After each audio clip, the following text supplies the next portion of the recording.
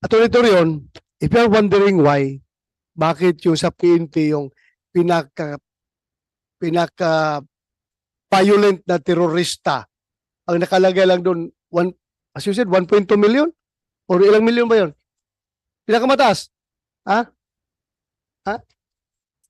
6.7 million. Pinaka Sayron 6.7 million. I-compare mo ngayon kay Pastor Kibuloy 10 million pesos. Itong 6.7 million government funds ito kaya Galing sa limitado kung gobyerno. maraming pera ang PNP, baka mga 20 million pa yan kung sobra-sobra ang pera ng PNP, pero limitado ang pera ng PNP kaya kinakalibrate lang ng PNP yung pagbigay ng reward. Pero itong dito sa nag-offer kay Secretary Abalos na mga civilian entities, baka mga mayayaman, may kaya, so they can put up more money.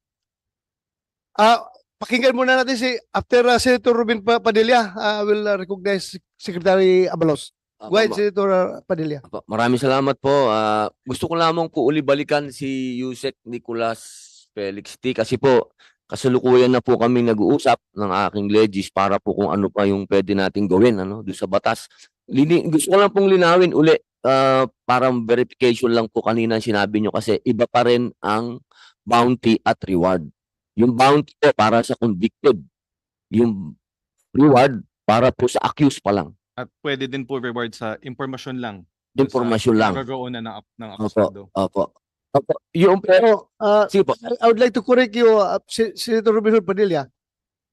Ang nakalagay doon sa konbiktado na mga terrorist, reward pa rin ang nakalagay doon.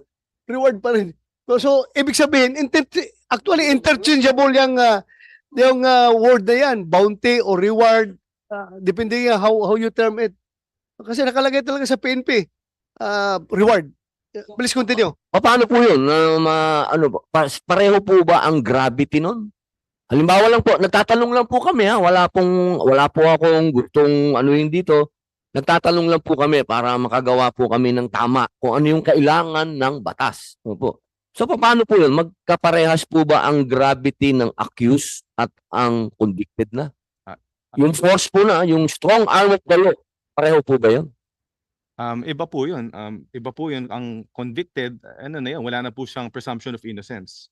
So mas nakakabuti na mas karapat-dapat pa na maaresto ang mga taong nahatulan na. So masasabi po natin na kapag accused, hindi po kailangan ng force na matindi, na gano'n? Ano po ba?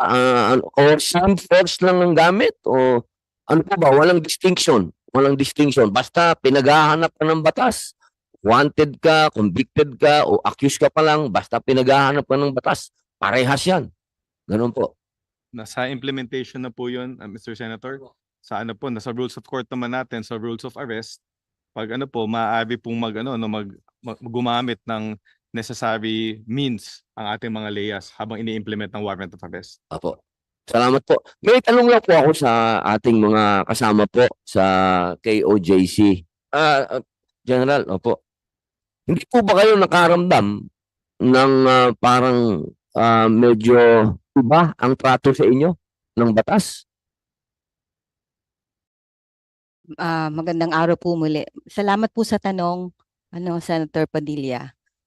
Mula-mula po talagang wala na po kaming nararamdamang batas. Lahat po kasi hindi na po nabigyan ng chance si Pastor, kami sa KOJC. Magmula po sa kaso ng una sa SMNI, wala na rin po. Puro naman po hindi naaayon sa batas yung paglilitis, yung pagkuklose ng SMNI. Ngayon kay Pastor po, sinabi na ni Pastor, si Pastor yung masunurin sa batas kasi nagtuturo siya ng mabuti sa amin. Hindi niya talaga to aatrasan, hindi talaga kasi gusto niya talaga makakuha ng katotohanan. Kaso po sa nangyayari po ngayon dito sa ating pamahalaan, wala po kasi kaming matanggap na yung parang justice secretary kasi parang na-weaponize na po lahat ng agency sa DOJ, ang tagal ng kaso, binuhay, sineparate, dinagdagan, naging human trafficking na yung rape, naging may ngayon nga may amla na, may may money laundering na-freeze na yung mga assets namin. Lahat sa Kongreso, sa Senado, wala po talaga sa ano, yun po yung nararamdaman namin ngayon. Kaya Sana i-exempt mo itong committee na ito. kaya nga, I- nagpapasalamat po i-exempt mo talaga itong kami committee na for the ito. first time. Salamat, nakikinig naman ng lahat ng buong kingdom citizen dito sa Pilipinas, maging sa buong bansa, buong mundo. Nakikiisa sila sa amin ngayon sa pagharap, kahit nung first na nabigyan talaga kami ng boses sa unang pagkakataon lang po talaga ito na, ay salamat, meron pa pala talagang nakikinig at magbibigay sa atin ng pagkakataon na maitama naman. Kaya papasalamat po talaga, malaki pong papasalamat namin Senator Robin in behalf sa lahat po ng KOJC. At ganun lang din po ang kanina naman talaga ang gusto lang naman namin malaman. So nag-uusap tayo ng batas kung reward ba o bounty. For the sake sa amin din 'yon. Biglang nagkaroon ng patong sa ulo si pastor. Kaya sa amin na sino 'yon?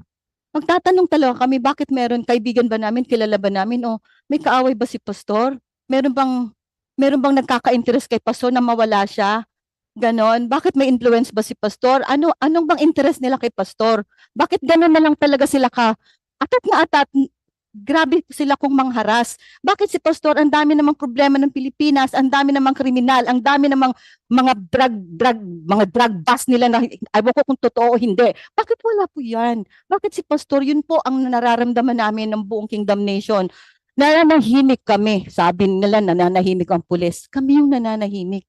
Wala ibang tinuturo si pastor kundi pagmamahal, kaligtasan, pagtulong, nation building ever since yun talagang advokasya ni Pastor Kibuloy. Bigla na lang nagkaganito pagkatapos sunod-sunod na po nung mawala po sorry for the pero nung matapos po yung ni PRRD, wala na po, naipit na po lahat talaga si Pastor, gipit na po si Pastor.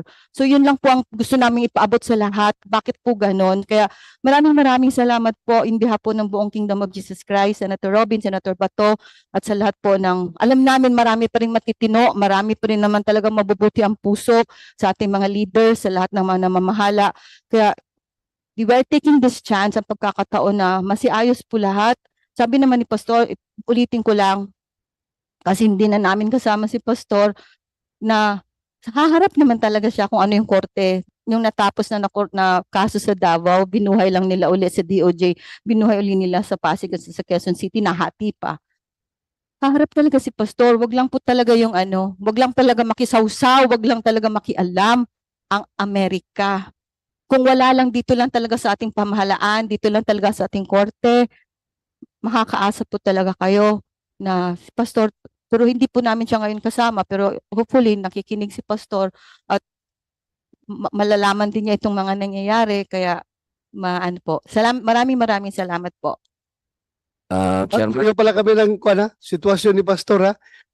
Sa akin, harapin ko lahat ng kaso dito sa Pilipinas, wag lang ICC. Correct. Ah, Wag lang diba? Huwag na makasalaga. kasayaga, di ba? Wag lang atin to. Kahit sinong korte dyan, file nyo dito, basta dito lang sa Pilipinas, wag lang ICC. Na walang Yan. jurisdiction sa atin. Tama po. You have the floor, Senator Robert Padilla. may tanong lang po ako, follow up lang po din kay Attorney Israelito Turion. Attorney, kasi pag pinag-usapan po natin kasi ang batas, may kanya-kanya po yan. Na siyempre, interpretasyon, galing po sa naratibo po ninyo, sa naratibo din ng, siyempre, ng gobyerno. Kayo na po ang tatanungin ko, sa palagay niyo po, Attorney, ano po ang kulang doon sa sinasabing batas ng DOJ ni Yusek para ang mga tinatawag pong inakasuhan, yung mga accused, hindi naman parehas ng convicted? Meron po ba kayong nakikita o suggestion na pwede nating ilagay doon sa batas na yun? Wala po akong nakikitang kulang po, Senator.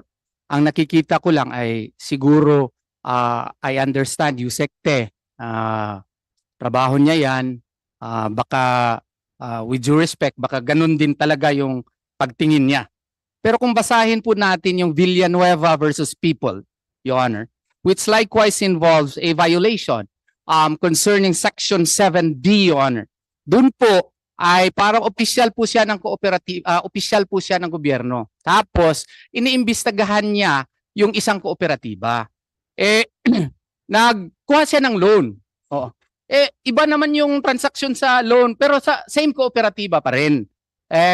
Kinestyon po siya, naging convicted po kasi according to the Supreme Court, para na po hindi ko gagamitin yung memory ko, baka magkamali pa ako at ako'y tao. Ang sabi po dito, the overarching policy objective of RA 6713 is to promote a high standard of ethics in public service. Accordingly, certain acts which violate these ethics, such as that provided under Section 7D, have been declared unlawful and accordingly classified as mala prohibita. Notably, RA 6713 exhorts that public officials and employees shall always uphold the public interest over and above personal interest. Thus, public officials do not enjoy the same autonomy as that of private individuals, and hence usually normal transactions such as that of obtaining loans, as in this case, come with necessary restrictions whereby personal interests take a backseat for the sake of preserving the pristine image and unqualified integrity of one's public office. Kaya nga po, dito, pag-ibahin po natin, kasi po si Secretary Abalos ay Secretary of Interior and Local Government. He is practically the alter ego of the President of the Republic of the Philippines. And therefore, high ethics would have reminded him of Section 7D of RA 6713, Your Honor, because the purpose of this is to promote a high standard of ethics in public service nga. So, kumbaga, in the performance of your duty, may mga taong magmamagandang loob na Secretary, bigyan natin ng ano yan, 10 million yan. Dapat, sana, hindi yung in-entertain. Kaya baka yung tao na yun, may ulterior motive against kay Pastor. Note na may MR pa si Pastor. Hindi pa siya konbiktado po. Baka naman meron yung kontrata, yung tao na yun. Or meron yung pakay sa gobyerno. Kaya dapat iwasan yan kasi violation po yan sa batas. Walang kulang ang batas. Nandyan po yan. Sandali lang sa'yo. Mr. Chair. Sir, sandali lang. Quickly lang kasi related dito sa sinabi ni Senator Robinson Padilla, Human Rights Chairman Palpalatok. Maraming Yes, right. salamat po, Mr. Chair. Magbibigay lang ho kami ng ambag doon sa planong pag-aralan ni Senator Padilla tungkol sa reward system. Dahil ang pinag-uusapan ho natin sa ngayon ay dalawang klase. Yung sinabi ho ni Yusek T, yun hong mga reward na mga ibinibigay ng pamahalaan naaayon sa batas tulad ng sa tax code, anti-terror. Yung pondo ho nun galing sa pamahalaan. Ngayon yung isang pinag-uusapan natin dito, pondo na contribution coming from the private individuals. Ngayon po, ang sa amin po, bagamat alam ko wala ho yatang batas pa tungkol doon sa mga contributions coming from the private individuals. Kaya magbibigay ho kami ng suggestion tungkol dito. Babanggitin ko lang ho yung Article 26 ng International Covenant on the Civil and Political Rights. Isa hong tratado na pinasok ng ating pamahalaan. Nakasad ho dito, all persons are equal before the law and are entitled without any discrimination to the equal protection of the law. In this respect, the law shall prohibit any discrimination and guarantee to all persons equal and effective protection against discrimination on any grounds such as race, color, sex, language, religion, political or other opinion, national or social origin, property, birth, or other status.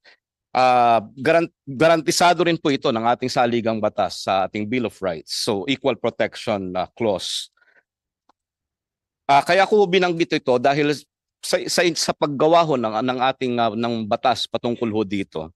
Ang amin hong obserbasyon kasi kung wala hong guidelines na itatalaga ang ating pamahalaan, it may be subject to abuses by the power, by the state.